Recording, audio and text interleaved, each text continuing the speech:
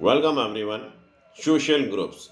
The term group processes refers to the methods followed by a group engaged in exploring and planning when faced with problem solving situations. It includes not only the techniques employed but also a consideration of rules played by members and the practices used by the leaders. So, nature of the groups. Throughout life, one is under the influence of group to which one belongs. So, groups influence a person's behavior in many ways. In any of the group, it may be noticed that one likes some people and dislikes others. And these likes and dislikes affect the way one gets along with others in a group. So, formation of the groups. A group is said to be formed when two or more persons are aware of one another and when they are interrelated in some important way. So, all groups have certain general characteristics in common.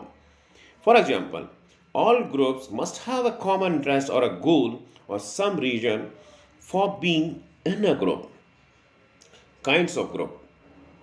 Human groups are of many kinds. Psychology is interested mainly in what have come to be known as primary and secondary groups, in and out groups, and formal and informal groups. So, next one is the primary and the secondary groups. A primary group is a relatively small and its members are in a direct face to face relation with other members. Primary groups have warm and emotional relationships developed as a result of the constant contact among the members of the group. So, family is a universal primary group.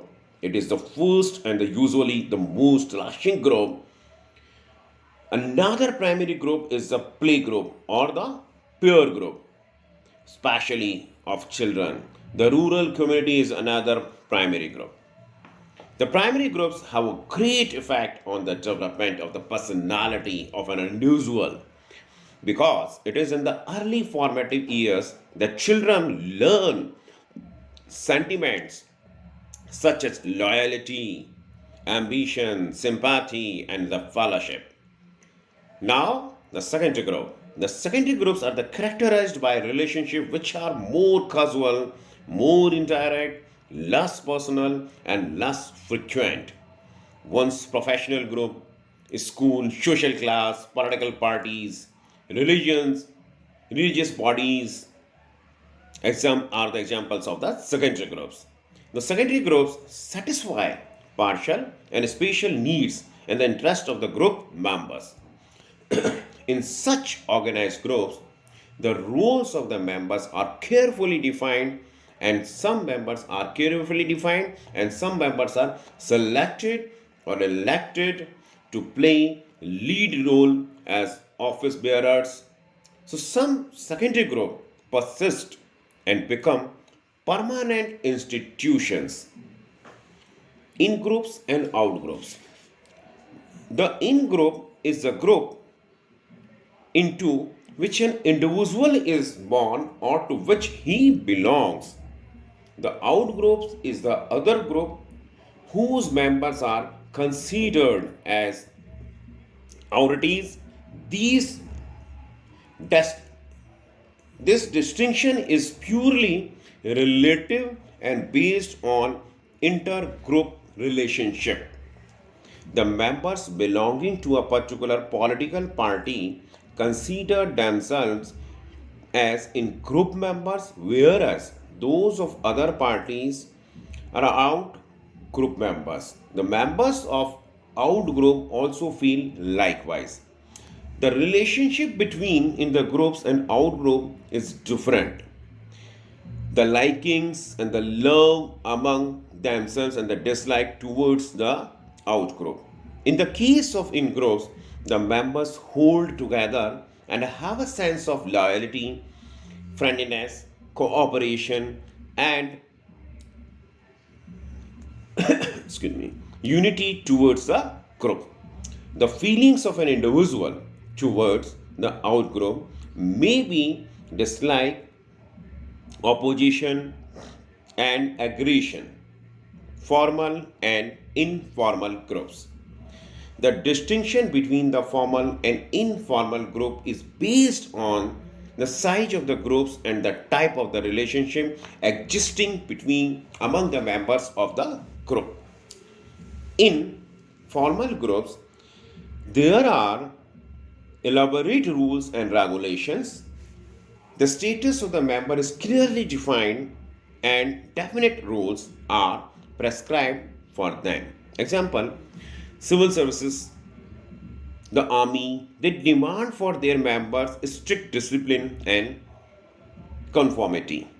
An informal group is not bound by rigid rules and modes of procedures. The members of such groups enjoy the greater freedom of thought and action. At an informal group, meeting members often express worries which they dare not express at a formal meeting. Democratic and authoritarian groups. In democratic group, it is the members who formulate policies and initiate courses of action. The opinion of the group and the decisions arrived at by the majority form the basis of inhibiting actions. In an authoritarian group, it is the leader who takes the decision and enforces his desires on the members in the form of decrees and sometimes in the form of threats. The members have to abide by the decision of the leader, whatever their opinion may be. So, characteristics of the group. There are some elements which are common to all groups, like interaction, structure, communication, patterns, norms, and the goals. These elements vary in extent, degree, and various other ways from group to group. Now, the group interaction. The process of involving the reactions of a number of persons to one another is called interaction.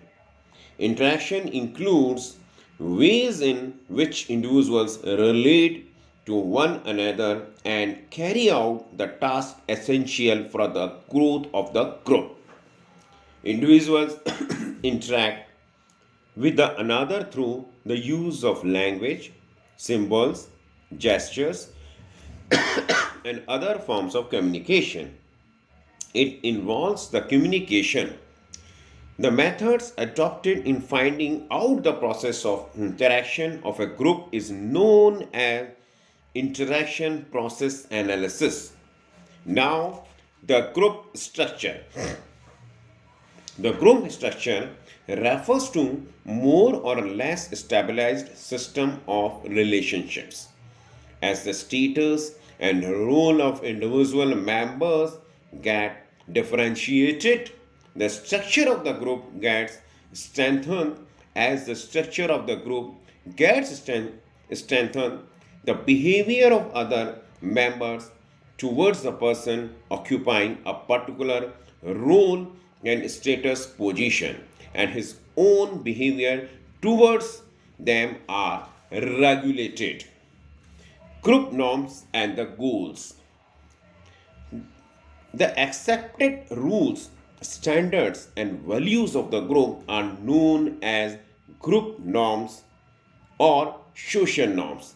A social norm is a wide term and includes all types of the social expectations in the form of the customs, tradition, values,